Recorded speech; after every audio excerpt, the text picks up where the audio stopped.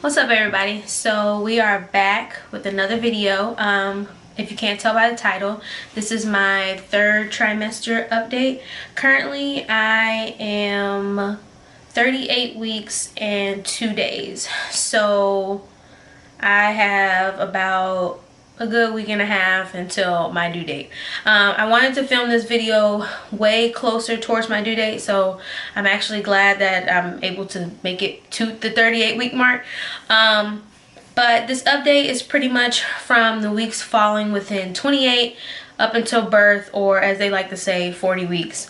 And I just want to talk a little bit about where I am and what I've experienced during this trimester, and just keep you guys informed. Right now, currently, I had my last appointment was, Tuesday the 13th. My last appointment was Tuesday the 13th.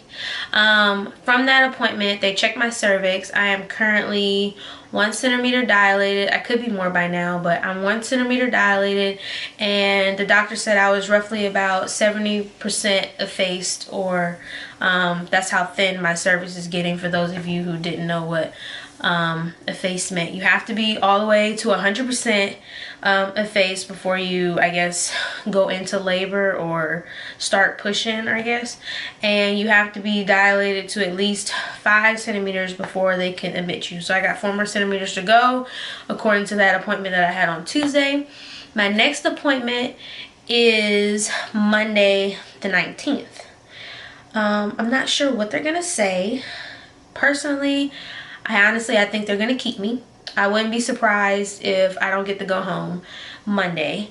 I'm actually hoping I get to stay there Monday, only for weather purposes. So today in Maryland, it's the first day of this, it's the first snow of the, I guess, season. And yes, I like snow, but when it comes to driving, it looks ugly as shit on the road, okay? So if I'm already there on Monday and they say I can't leave, cool, I don't want to go nowhere, because I don't want to risk having to drive back and forth through snow, and I'm in suffering and pain. So I rather them just tell me that they can keep me on Monday, but that's just my personal preference. Now let's just roll right into some symptoms that I've had, and just answer a couple questions that people have been asking me on a couple of my social medias, and whether or not I'm experiencing them or not. So first thing first, I've been asked about weight gain. Throughout my entire pregnancy, they told me I needed to gain roughly about 20 to 25 pounds. Let's just say, long story short, I passed the 20 to 25 pounds. It doesn't look like it in my face, but I passed the 20 to 25 pounds, okay? I will say that once I got to my third trimester, right at the 28 week mark, me putting on weight was a whole lot easier than it was my first trimester and my second trimester. Actually, in my first trimester, I was having a hard time gaining weight. I was actually staying stagnant. I wasn't losing weight, but I wasn't really gaining weight either. Every month I went to the doctor, I might have gained 1 pound, whereas my doctor was telling me that I needed to gain at least 4 for the month, to keep that steady weight gain progress. Yeah, so pretty much when I got to my 28 week mark, everything that I missed in the first month or the first trimester, I was playing catch up, because it was I can just pack on weight like it was nothing.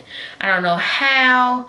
This baby might come out 10 pounds. I'm not too sure. All I know is I packed on the weight like it was no tomorrow, okay?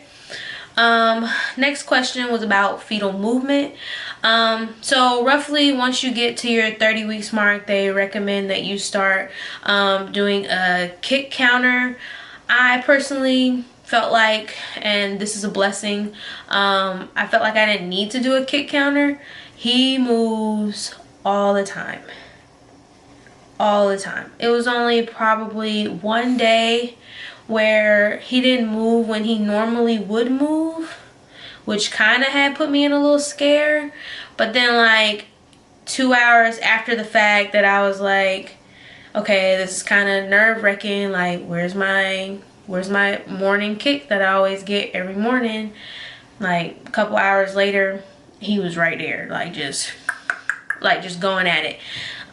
So I haven't really done a kick counter because I felt like I didn't really need to, for the simple fact that he moves on a consistent basis at literally on a routine schedule. Like, he's gonna kick me in the morning, and I know for a fact that he's gonna get his kick counts in at night right before I go to bed. So I don't really do a kick counter.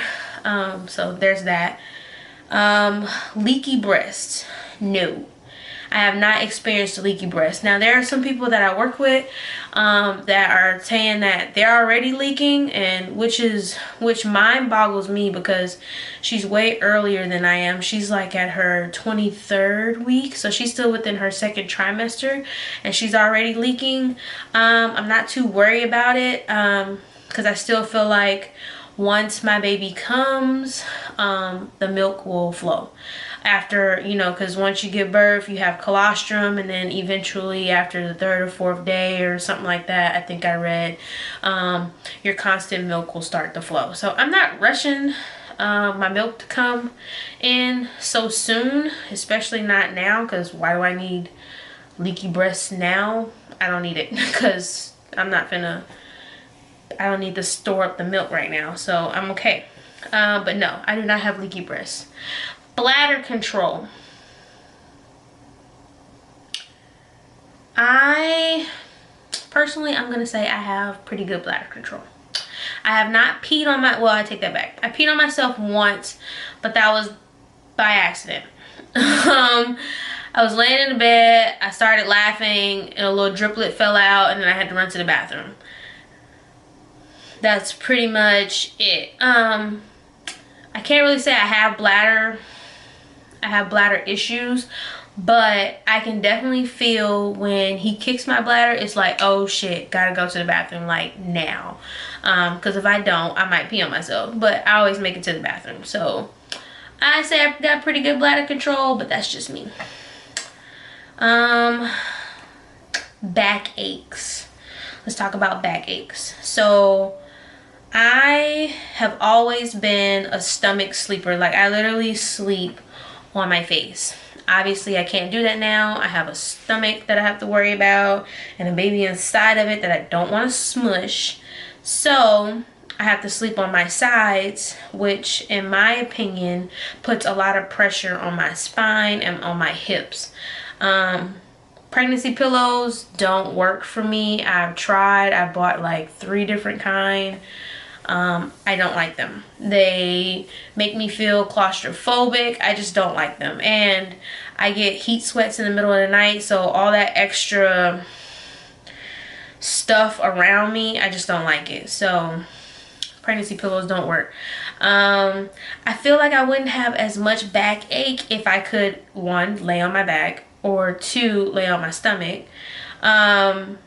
In addition to 3, if I could actually, you know, like twist and turn to pop my back in ways, but I don't have that mobility anymore because I have this precious cargo all in the front. So there's that. Honestly, I feel like once the baby is gone, if the epidural doesn't give me back problems, that I won't have this issue anymore because I'll be able to sleep back on my back. I'll be able to sleep back on my stomach. And if I have a backache, I'll be able to twist and turn and pop it, or get on the foam roller and roll it out, or like just the simple things that I would do to handle it before. I could be able to do that again. I just can't do that right now.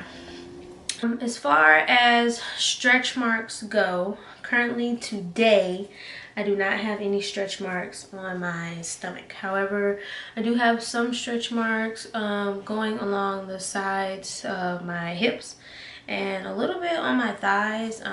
Not too much, nothing crazy or anything like that.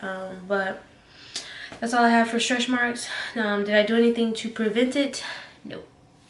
I'm being completely honest with you. I didn't do Nothing. I didn't put no fancy lotion. I used standard Vaseline cocoa butter lotion that I always use, that I've been using since forever. So I didn't buy any special cream or serum or anything of that nature. So there's that. Next question was about Braxton Hicks contractions. I have been getting those roughly starting, I want to say 36 weeks, maybe 34 weeks. Somewhere between 34 and 36 weeks is when I started feeling Braxton Hicks contractions. I mainly feel them along my lower back and in my hip area. They hardly ever travel to my stomach, but when they do happen, they usually last for maybe a minute or two, and usually I can either drink water, readjust my position, like if I'm sitting I can usually stand or be in another position or something, or go into the bathroom. Like if I go and pee, it'll relieve the tension that I'm having, and then I'm good to go. They're not close enough together to be considered real contractions, so there's that. Like when they come, there might be 3 hours apart, or it might be 6 hours apart, so they're really far apart before I can consider them to be actual contractions. And last question that I had was about acid reflux and heartburn. No, I do not feel a heating sensation in my heart when I eat spicy food or anything like that, but there are times that when I lay down, however, I feel as though like acidic like upflow is like slowly rising. So I guess you can consider that acid reflux. Not too sure, because they always say acid reflux and heartburn is kind of the same thing. I thought that they were two different things, but I'm not 100% sure. So I do experience some acid reflux. I have not actually felt a burning sensation in my chest though. It's just kind of like if I'm laying down, I feel like something acidic is coming up, and then it just sits in the back of my throat, and then eventually it'll just go away. Like I never really actually throw up or anything like that. Another symptom that I do have, this is not a question that you guys have asked me, but my vision has gone to, it's just been shot since getting pregnant. I want to say about August, so 26 weeks maybe till about now. Every so often things will get kind of blurry and then they'll clear up.